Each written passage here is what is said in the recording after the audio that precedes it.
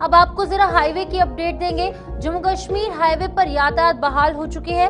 आपको बताते चले कि ट्रैफिक जो है, ट्रैफिक मूवमेंट जो कई दिनों से प्रभावित थी क्योंकि उधमपुर में अलग अलग जगहों पर लैंडस्लाइड हुई थी, उसके चलते जम्मू श्रीनगर नेशनल हाईवे यानी कि नेशनल हाईवे 44 अब फिलहाल यातायात के लिए खोल दिया गया है। लेकिन बड़ा सवाल ये भी है कि क्योंकि 2 सितंबर तक भारी बारिशों का अनुमान है, moderate to heavy rainfall Jammu संभाग में होगा, जिसमें कि उधमपुर भी एक ऐसा जिला है जो कि प्रभावित होने वाला है। अब ये लैंडस्लाइड कब तक और नहीं होगी या फिर यातायात कब तक बहाल रहेगा, ये एक बहुत बड़ा प्रश्न है। लेकिन फिलहाल अभी की आपको ताज़ा तस्वीरें दिखा रहे हैं जहां पर कि उधमपुर के अंदर जो अलग अलग जगहों पर लैंडस्लाइड हुई थी, उस लैंडस्लाइड के चलते यातायात ठप था, प्रभावित हुआ था। लेकिन अब फिलहाल यातायात के लिए जो है वो हाईवे जो है वो खोल दिया गया है। फिलहाल हमारे साथ किशोर शर्मा ज्वाइन कर चुके हैं, ग्राउंड जीरो पर मौजूद है और उधमपुर और हाईवे से रिलेटेड एक एक अपडेट गुलिस्तान न्यूज के माध्यम से हम तक पहुंचाते हैं।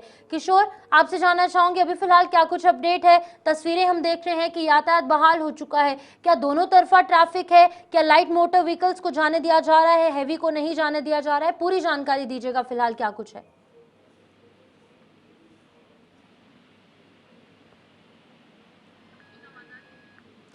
किशोर, आप सुन पा रहे हैं? जी जी किशोर, आपसे जानना चाहूंगी, फिलहाल तस्वीरें यही दर्शा रही हैं कि ट्रैफिक जो है वो जो बाधित था अब वो बहाल हो चुका है। बताइएगा क्या कुछ जानकारी है, क्या लाइट मोटर व्हीकल्स को छोड़ा जा रहा है या फिर सभी गाड़ियां जा रही हैं? पूरी जानकारी दीजिएगा। देखिए, लगातार जिस तरह से आप देख रहे थे कि हाईवे की क्या हालात जो थे वो बने हुए थे, लेकिन आज अच्छी खबर यह है कि सुबह सुबह जो छोटी गाड़ियां कश्मीर की तरफ या जम्मू से कश्मीर की तरफ जाना चाहती थी या कश्मीर से जम्मू की तरफ जो बीच में फंसी हुई गाड़ियां थी, उनको जो है वो सुबह सुबह निकाला गया। लेकिन जिसमें टोल की बात करें या फेरी की,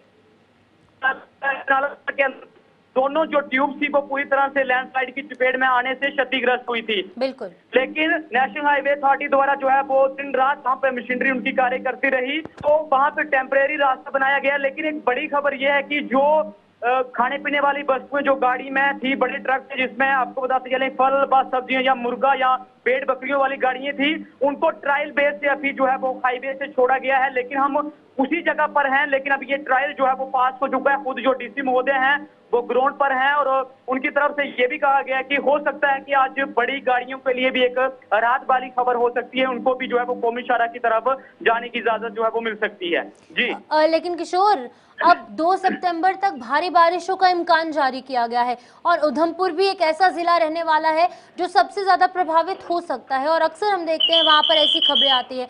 अब क्या लगता है कि कब तक ये रास्ता खुला रहेगा और अगर लैंडस्लाइड होती है फिर से तो कैसे काम किया जाएगा, कैसे मैन और मशीनरी को डिप्लॉय किया गया है, पहले से ही सभी टीम्स को अलर्ट पर रखा गया है, वो जानना चाहूंगी।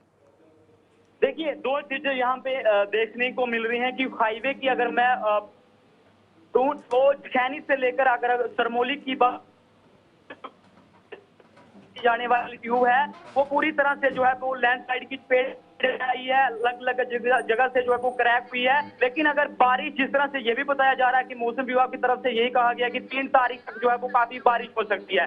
अगर ये बारिश होती है तो कहीं ना कहीं जिस तरह से जो मशीनरी काम हाईवे पर कर रही है उसमें भी बाधा डाल सकती है। एक बार फिर से जो है वो हाईवे बंद हो सकता है, क्योंकि टेम्परेरी रास्ते बनाए, टेम्परेरी जो गाड़ियां जिस तरह से थी 600 से 700 के करीब गाड़ियां जो थी जम्मू से